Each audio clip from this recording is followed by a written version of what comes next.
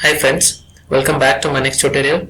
In this tutorial we'll discuss how to debug NodeJS application using Angular Visual Studio Code. So I have a very simple application. In this application I have a post API where when user enters his details as name, email, username, password, so those details are being passed to database and then those are being stored with encrypted values. So this I will show a quick demo how to debug or inspect.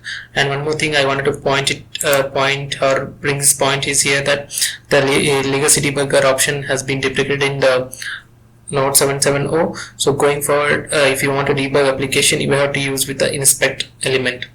So for that, what you have to do is make sure that you are not doing any configuration in the Visual Studio Code. So if you do configuration, by default it will be taken with the debug option and you will get error saying that this has been deprecated, and then you have to use inspect. So I found a very easy way.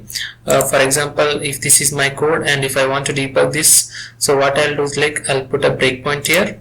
So once you put a breakpoint, make sure that only UI is running. I'm using Angular for running the UI instance and it's running with 4200, and make sure that your node or Node.js is not running with any port. This is very important because if you're running Node.js with any port and you try to inspect, it will throw error saying that the port has been already used. So make sure that you are not running the node and only you are running the UI. And you can go to debug console to see here. So this is my previous one. I'll just clear it out, and now I'll just click on make sure that you're not doing any configuration, and you just click on the debug option and you select as a Node.js. And now I'll go to my UI.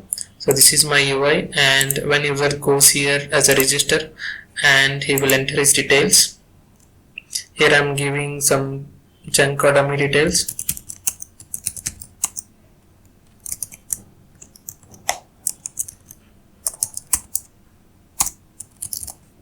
So you just enter these details.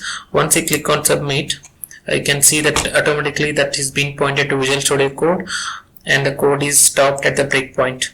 So now if you want to inspect or if you want to see the values that has been coming from the UI, you just need to click on step into. And once you do step into, you can go to doc and object. You can see these are the values that has been passed from the UI. So there will be so many instance or methods will be called at the backend. So if you want to come out that, just do a step out and you can see the whole new user model. And this is a ID that has been returned from the Mongoose. So this is how we'll be able to debug a Node.js application. And you can see now this is how it will get printed in the debug console.